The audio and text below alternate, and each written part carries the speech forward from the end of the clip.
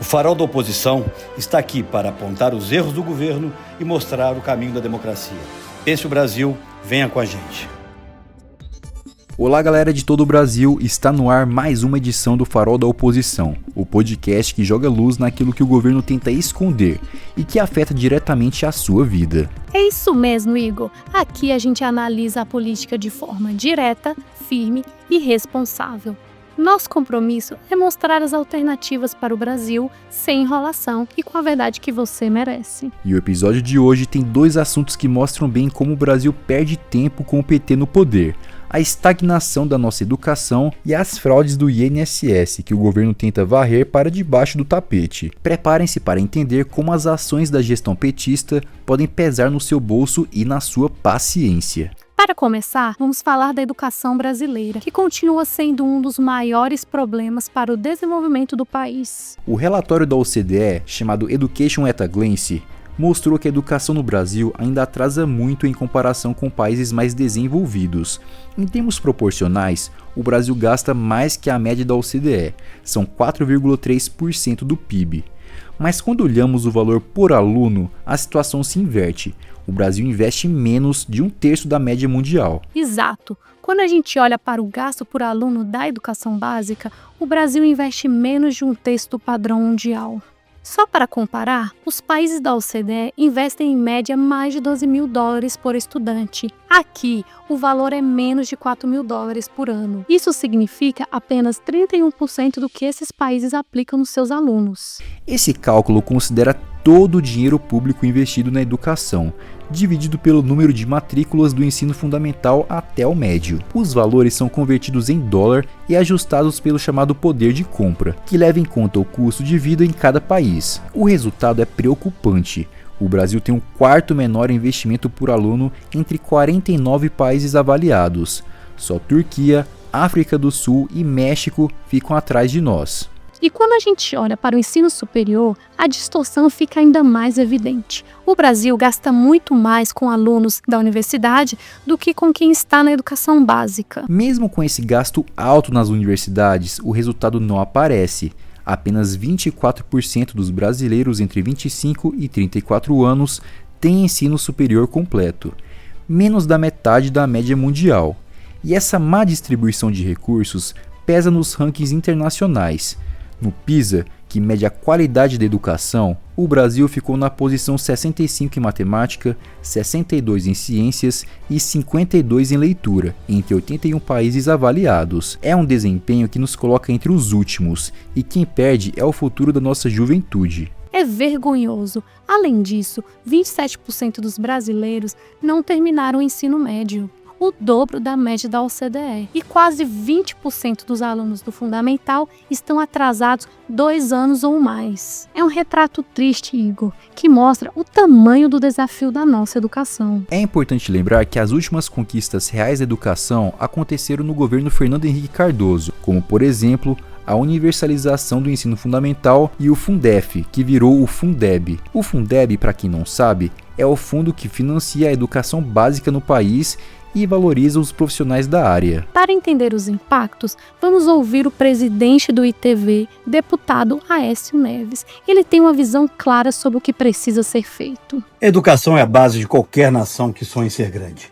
No governo Fernando Henrique, do PSDB, nós mostramos que é possível universalizar o acesso e criar mecanismos de financiamento como o Fundeb.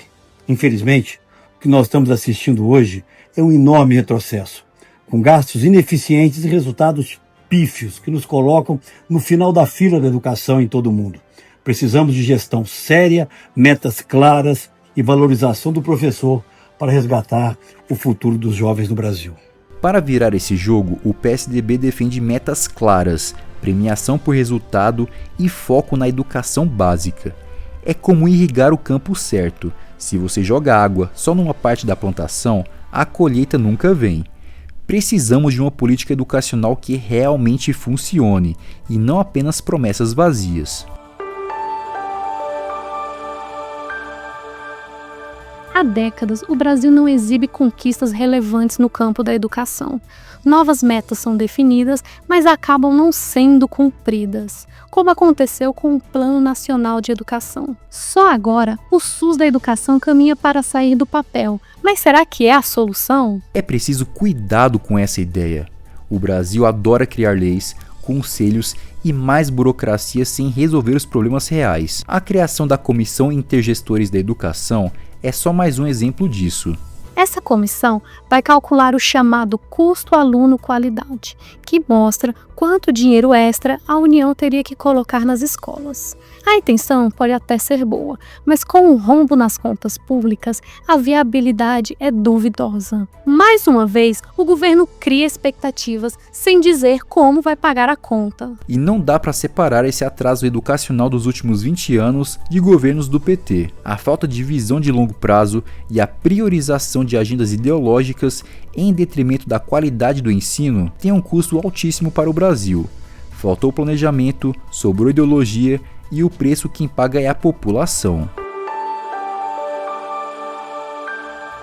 E se a educação está parada, o INSS se transformou num grande labirinto de fraudes e descaso. A CPMI já mostrou que as irregularidades podem ter chegado a 6 bilhões de reais. É um assalto ao bolso de quem mais precisa. E quem tenta atrapalhar a investigação, adivinhem, o PT e seus aliados. Foram aprovados quase 400 requerimentos de quebra de sigilo. Destes, em torno de 90% vieram da oposição. É a prova de que quem realmente quer investigar não é o governo. Enquanto isso, milhões de aposentados e pensionistas seguem sofrendo.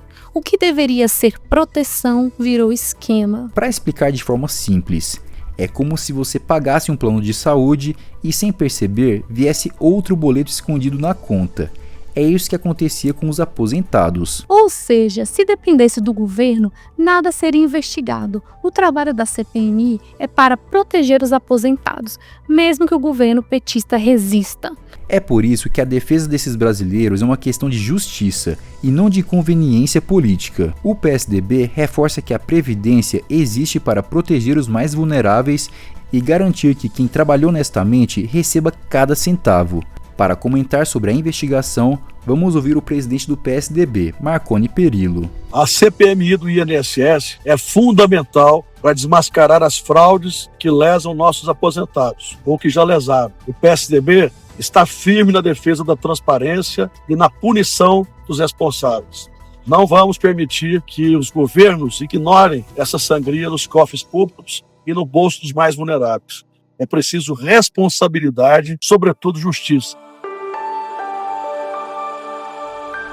Chegou a hora da nossa vitrine do desgoverno, o quadro que mostra as pérolas do governo Lula. E o destaque de hoje vai para uma declaração de 2022, que nos faz questionar: será que a educação é realmente uma prioridade? Exatamente, Jéssica.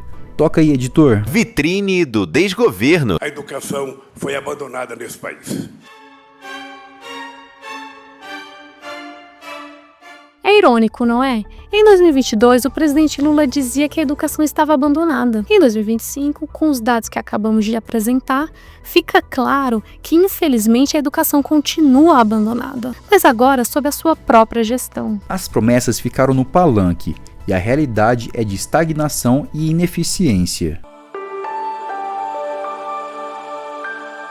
E assim encerramos mais uma edição do Farol da Oposição, o podcast que mostra o que o governo tenta esconder e te ajuda a entender a política de verdade. Semana que vem a gente volta com mais análises firmes, críticas responsáveis e, claro, a missão de pensar o Brasil com você, de forma clara e sem rodeios. Até a próxima, pessoal! O Farol da Oposição está aqui para apontar os erros do governo e mostrar o caminho da democracia. Pense o Brasil, venha com a gente.